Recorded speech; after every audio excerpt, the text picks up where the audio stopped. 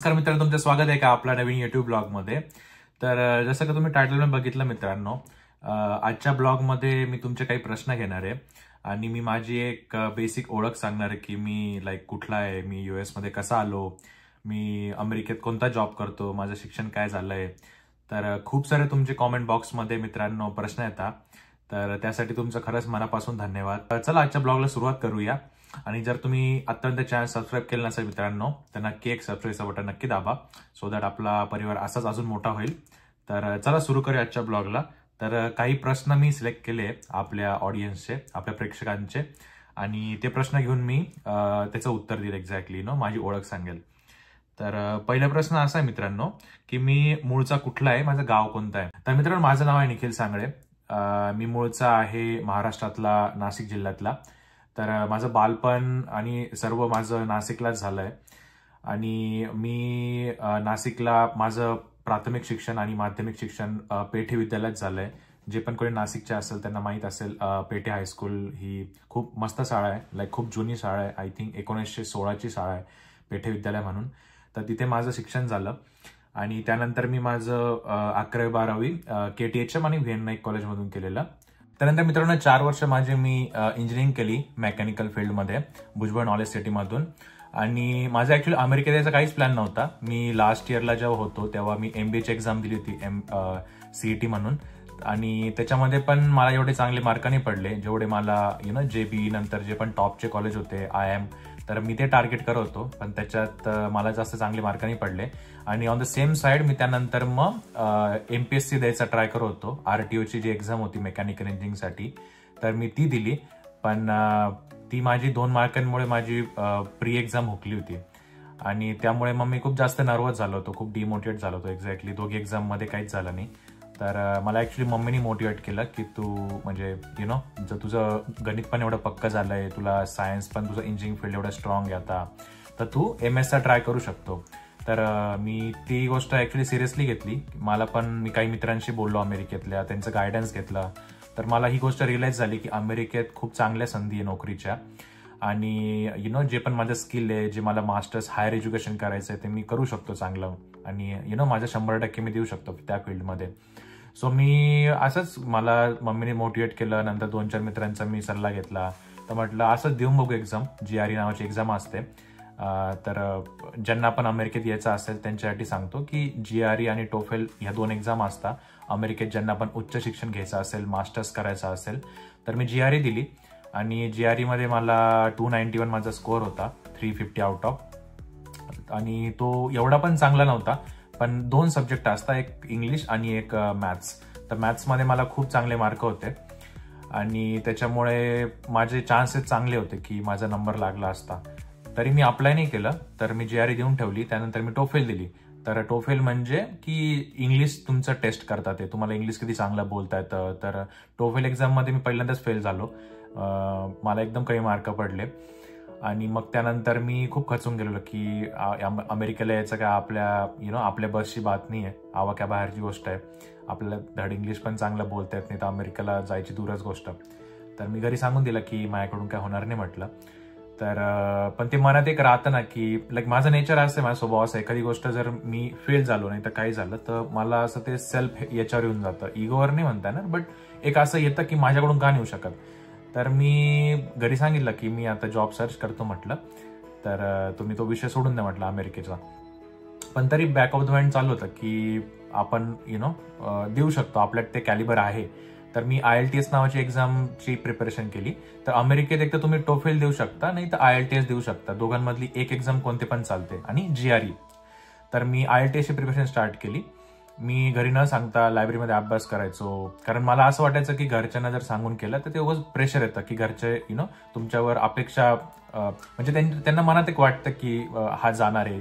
आणि त्या प्रोसेसमध्ये नातेवाईकांना पण समजतं की हा निखिल एक्झाम देतोय GREची, TOEFLची, तर त्याचा अमेरिकेचा प्लॅन आहे.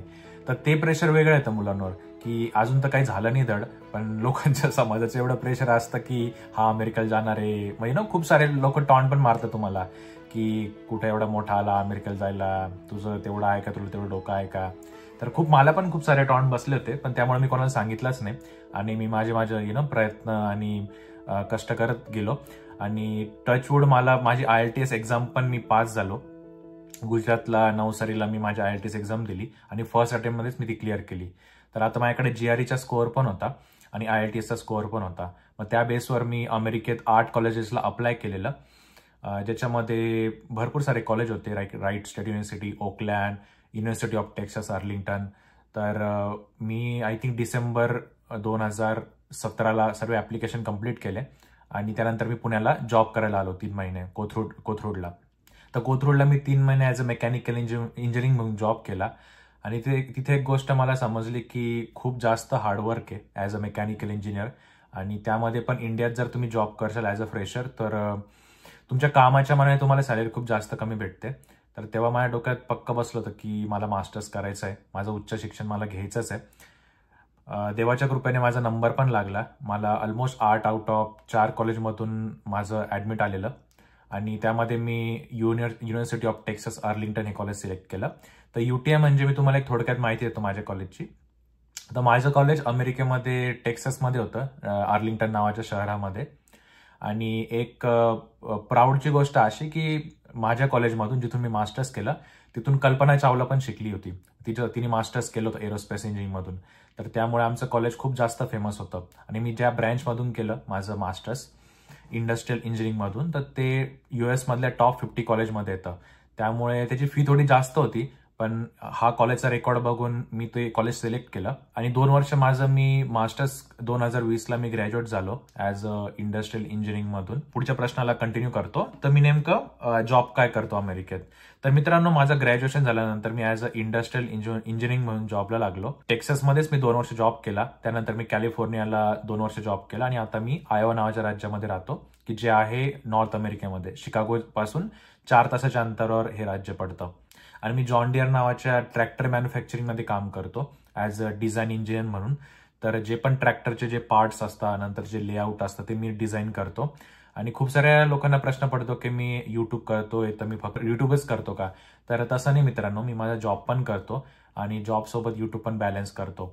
तर खूप जास्त हार्डवर्क आहे, बॅलन्स करावं लागतं. पण यूट्यूब ॲक्च्युली माझी पॅशन आहे. मी खरं सांगितलं तर फक्त पैशासाठी यूट्यूब नाही करत आहे. माझं खरंच मनापासून मला फिल्म मेकिंग, जसं मी प्रत्येक ब्लॉगमध्ये पण सांगतो की मला माझे लाईफ लेसन्स सांगायला आवडतात. आणि माझ्यामुळे जर कोणाच्या आयुष्यात काही जर इम्पॅक्ट झाला, पॉझिटिव्ह इम्पॅक्ट झाला तर मला खरंच मनापासून भारी वाटतं. आणि कॉमेंट मी ज्या बघतोय माझ्या ब्लॉग्सला, जो तुमचा रिस्पॉन्स बघतोय त्याच्यावरून तुमचं खूप सारं प्रेम भेटतंय. आणि हेच की माझ्यामुळे जर तुम्हाला कोणा हेल्प झाली, ज्यांना पण यायचं आहे, तर एक मनाला बरं वाटतं की आपण काहीतरी लोकांच्या आयुष्यात काहीतरी 1% तरी व्हॅल्यू ऍड करतोय. त्यामुळे मी युट्यूबचा माझा प्रवास चालू केला. तर मी basically as a industrial engineer आहे, पण युट्यूब हा माझा ॲज पॅशन म्हणून हॉबी म्हणून मी त्याच्यावर काम करतोय. त्यानंतर पुढचा प्रश्न घेऊ मित्रांनो, तो असा आहे की माझा फॅमिली बॅकग्राऊंड काय आणि अमेरिकेत यायला तुला किती खर्च लागला शिक्षणाला. तर याचं उत्तर असं आहे मित्रांनो की माझं family background, to be honest, जसं मी मागच्या ब्लॉगमध्ये पण सांगितलं माझ्या मोटिवेशन स्टोरीमध्ये, की मी मिडल क्लास फॅमिलीहून बिलॉंग करतो. माझे वडील शिक्षक होते आणि आई हाऊसवाईफ होती. माझी बहीण ॲज अ सॉफ्टवेअर मॅनेजर म्हणून काम करते पुण्यामध्ये आणि माझे दाजी as a supply chain manager म्हणून काम करतात पुण्यामध्येच. माझा बॅकग्राऊंड एवढा पण काय म्हणता ना श्रीमंत घरातला मी नाही आहे, एकदम मिडल क्लास फॅमिलीतून आहे. आणि शिक्षणासाठी मी स्वतःच्या नावावर लोन काढलेलं 50 लाख रुपये. आता खूप सारे कॉमेंट आलेले की एवढं शिक्षण तुम्ही पैसा काढता, एवढं लोन काढता, काय गरज अमेरिकेत यायची, तेवढाच पैसा तुम्ही इंडियाला बिझनेस टाका, धंदा टाका. पण कसं असतं, प्रत्येकाच्या प्रायोरिटी वेगळ्या असतात. मला शिक्षण म्हणजे माझ्या आईचं लहानपणापासून शिक्षणावर खूप जास्त जोर होता. माझे वडील पण शिक्षक असल्यामुळे माझ्या घरी तसं वातावरण होतं. त्यामुळे माझी खरंच उच्च शिक्षण घ्यायची आवड होती. त्यामुळे मी डिसाईड केलं की मला मास्टर्स करायचं आहे. आणि जे 50 लाखाची गोष्ट होती, तर आजकाल खूप सारे लोन देण्या कंपन्या पण आहे, जसं HDFC क्रेडिटला झालं, नंतर प्रॉडिजी झालं. खूप तुमच्या मार्कांच्या बेसिसवर तुम्हाला कोलॅटरल और नॉन कोलॅटरल लोन भेट, जे की तुम्ही जॉब लागल्यानंतर आरामात फेडू शकता सेव्हिंग्स करून. तर मी ते लोन घेतलेलं आणि मी ते 2-3 वर्षात रिपे पण केलं पूर्ण. तर हे सांगायचा असा उद्देश की अमेरिकेत ज्यांना पण वाटतं की फक्त श्रीमंत घरातली मुलं आहेत, पण ते खरं नाही आहे. खूप माझे मित्र मिडल क्लास फॅमिलीतले इव्हन एकदम गरीब घरातले पण मुलं अमेरिकेत येऊन त्यांचं आयुष्य घडवतात. नंतर पुढचा प्रश्न घेऊ आपण मित्रांनो, तर तो असा आहे की अमेरिकेत राहणं तुला परवडतं का, तुझ्या सेव्हिंग्स होता का, आणि तू कोणत्या विजावर सध्या जॉब करतोय. तर याचं उत्तर असं मित्रांनो, ते पूर्ण डिपेंड करतं की तुमचं लाईफस्टाईल कसं आहे. तर तुम्ही जर खूप जास्त मजा मारत असाल, भारी भारी गाड्या घेत असाल अमेरिकेत, खूप पैसे उडवत असाल, तर तुमची सेव्हिंग 100% नाही होऊ शकत.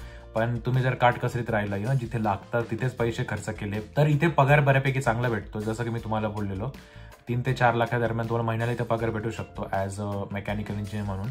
आणि जर तुमची पोस्टिंग होते, तुमचं अप्रेझल होतं, तर ते सॅलरी पण वाढते.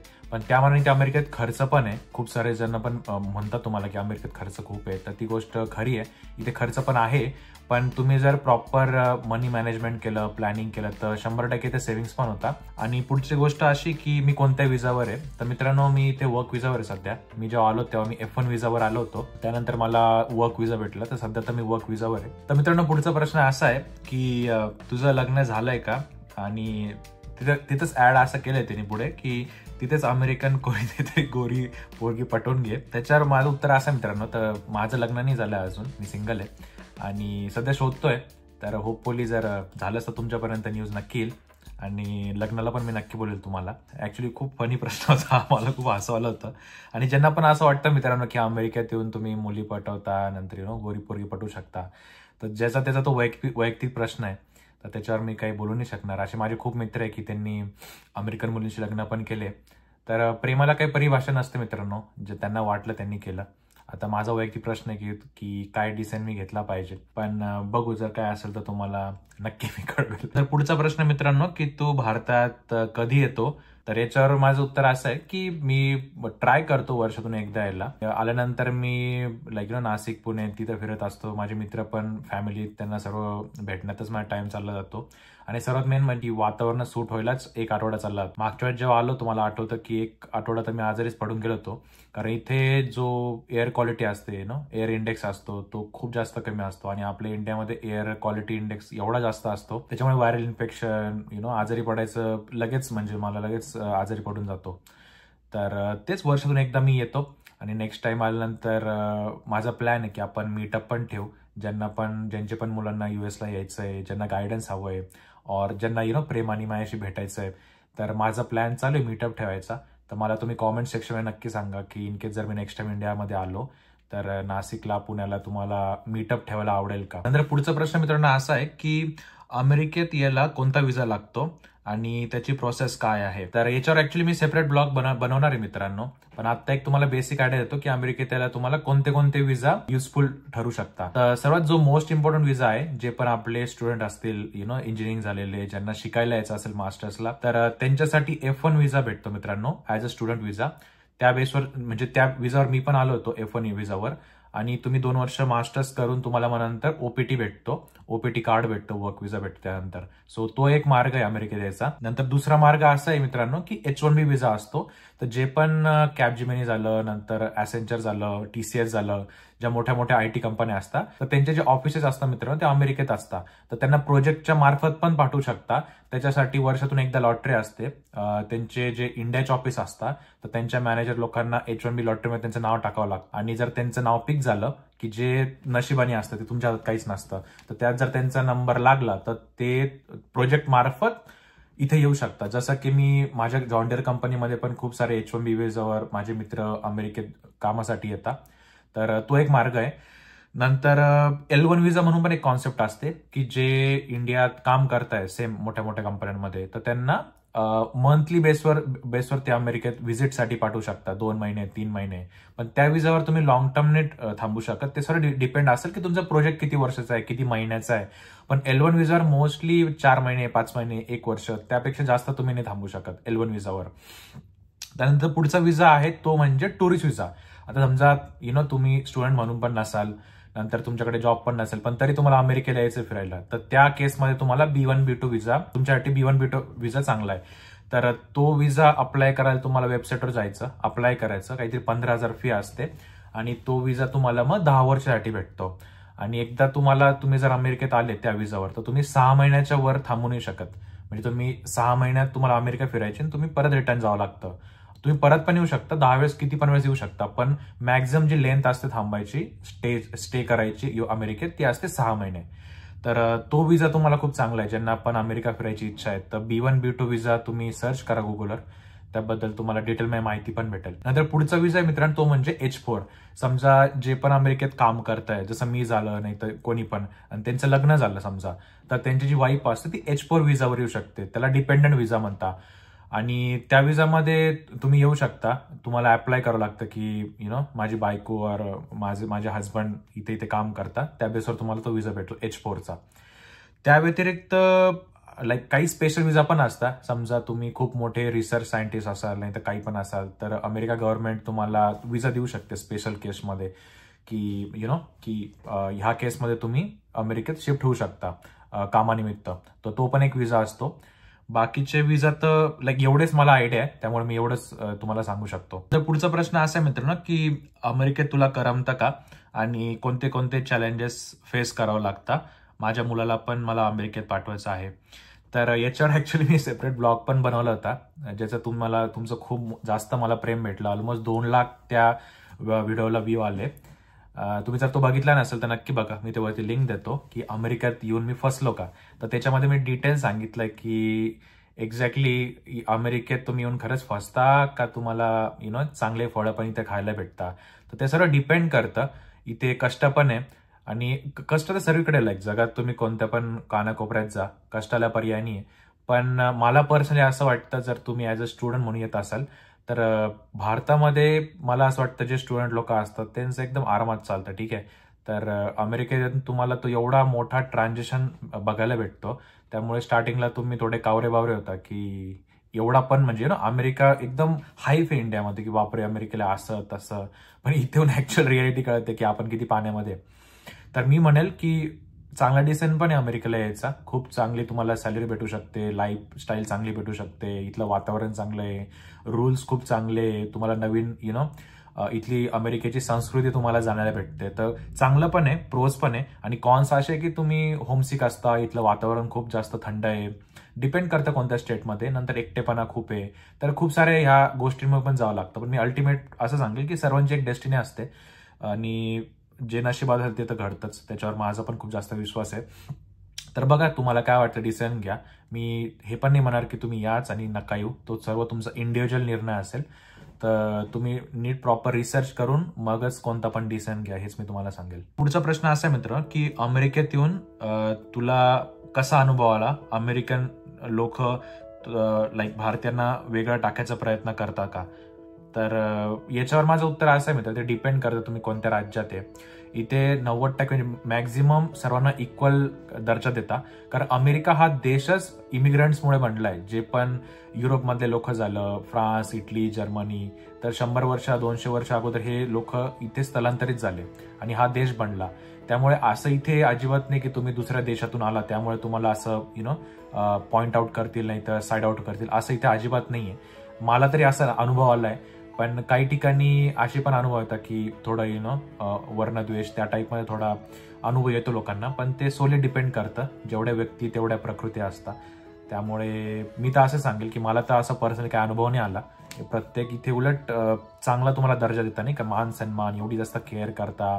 तुम्ही जरी रस्त्याने जरी असं वॉक करता असं तुम्हाला स्माइल देता, ग्रीटिंग देता, इथिक्स मॅनर्स इथे पाहता. तर ही गोष्ट इथे खूप मला चांगली वाटते अमेरिकेत, की मला तरी चांगला अनुभव आलाय. पण ते डिपेंड करतं व्यक्तीनुसार. नंतर पुढची कॉमेंट अशी मित्रांनो, की दादा तुझे ब्लॉग्स खूप सुंदर असतात, तू रियालिटी दाखवतो आणि अमेरिकेत असून सुद्धा तू मराठीमध्ये आम्हाला अमेरिका दाखवताय, त्यासाठी तुझे खूप धन्यवाद. ज्यांनी पण कॉमेंट केली त्याचं खूप मनापासून थँक्यू. तर माझा जसं मी तुम्हाला बोललो, माझा उद्देश हाच आहे, तुम्हाला मराठीमध्ये अमेरिकेतल्या वेगवेगळ्या गोष्टी दाखवणं, जेणेकरून तुम्हाला थोडा आनंद भेटेल. कारण प्रत्येकाच्या आयुष्यात दुःख असतात, एवढे जास्त प्रॉब्लेम असतात. आणि जर माझ्या व्हिडिओमुळे जर तुम्हाला 1% जरी आनंद भेटला तर मला ऍक्च्युली बरं वाटेल. तर हेच की युट्यूबचा प्रवास माझा, जसं मी तुम्हाला अगोदरून बोललो, युट्यूब करायचा माझा उद्देशच हा होता की मला पैसे भेटेल, मी हे करल ते करल, ते माझ्या डोक्यातच नव्हतं. माझं फक्त एवढं आहे की मला माझे जे हॉबी आहे, व्हिडिओ मेकिंग, फिल्म मेकिंग, नंतर ऍक्टिंग झालं थोडंफार, तर ते मला एक्सप्लोअर करता येईल. नंतर माझी मराठी भाषा झालं, जे माझे शब्दकोश. आता मला खूप सारे जण म्हणतात तुझी मराठी खराब आहे, तू शब्द चुकीचे बोलतो. पण त्यावर मी असं म्हणेल मित्रांनो, मराठी कोणाचीच खराब नसते. महाराष्ट्र हा खूप साऱ्या राज्यांचे मिळून बनलाय. आता नागपूरची वेगळी भाषा असते वराडी, नंतर खानदेशची वेगळी भाषा असते, जळगावची, मुंबईची वेगळी असते, कोल्हापूरची वेगळी असते, मालवणची वेगळी असते, पुण्याची वेगळी असते. याचा अर्थ कोणाची भाषा शुद्ध का अशुद्ध असा प्रकार नसतो. तर हे जे पण लोक लाईक कॉमेंट करता बोलताना की तुझी मराठी अशी आहे, तू शब्द असे चुकीचे वापरतो, मला त्यात गैर नाही वाटत काही. माझी ही बोलली भाषा आहे, मी मराठी बोलतो, तीच खूप जास्त मोठी गोष्ट आहे. मला माझ्या भाषेत प्रेम आहे, ते कशी चुकीचे असो की चांगले असो. आता समजा मी जर हिंदीमध्ये नाही तर माझी इंग्लिश त्याच्यापेक्षा जास्त चांगली आहे, तर मी इंग्लिशमध्ये पण ब्लॉग बनवू शकतो. मला उलट सोपं आहे, राईट. पण मला जी भाषा आहे ज्याच्यावर माझं प्रेम आहे, तर त्याच्यात मला बोलणं कम्फर्टेबल वाटतं, त्यामुळे मी मराठीमध्ये बोलतो. तर हे सांगेल. आता जसं अमेरिकेत झालं, आता अमेरिकेत आपल्याकडे कसं बाबा इंग्लिश बोलतो म्हणजे खूप मोठ्या घरातला, खूप भारी असं आपल्याकडे समजतं. आता अमेरिकेत एवढे जास्त राज्य आहे, प्रत्येक राज्याची इंग्लिश वेगळी आहे. याचा अर्थ असं नाही होत ना हा गावठी इंग्लिश बोलतो का, हा खूप चांगली इंग्लिश बोलतो. इंग्लिश असते, तसं मराठी पण मराठी असते. तर ज्यांना पण असं वाटतं की मराठी याची शुद्ध आहे अशुद्ध आहे, तर तो त्यांचा वैयक्तिक प्रश्न आहे. त्यांना जर वाटत असेल ते खूप जास्त शुद्ध मराठी बोलता, तर त्यांनी कंटिन्यू करावं. पण हेच की कोणाचा अपमान नाही करू की तुझी मराठी अशी गावठी का काय. मराठी असते, you have to respect that. तर मित्रांनो, अजून बाकी खूप सारे कॉमेंट आहे, लाईक एका ब्लॉगमध्ये मी पूर्ण कव्हर नाही करू शकणार. आणि एवढ्या साऱ्या कॉमेंट्स आहेत मित्रांनो, तर प्रत्येक कॉमेंटला मला रिप्लाय द्यायला खरंच शक्य नाही होत. कारण मला लाईक जॉब पण पाहावं लागतं, घरातलं करावं लागतं, स्वयंपाक करावा लागतो, नंतर व्हिडिओ शूटिंग करावं लागते, एडिटिंग करावं लागतं, खूप साऱ्या गोष्टी असतात मित्रांनो. तर ज्यांना पण मी रिप्लाय नाही देऊ शकत, मी ट्राय करतो द्यायचा, पण नाही केलं तर प्लीज वाईट नका मानू. आणि तुमचं प्रेम असंच राहू द्या. तुम्हाला कसा वाटला माझा आजचा ब्लॉग, माझी ओळख तुम्हाला कशी वाटली नक्की सांगा. आणि हेच की चॅनलला जास्तीत जास्त शेअर करा, आणि असेच भारी ब्लॉग मी तुमच्यापर्यंत घेऊन येईल. आणि तोपर्यंत प्लीज काळजी घ्या आणि मजा करा. चला भेटू पुढच्या ब्लॉगमध्ये. बाय.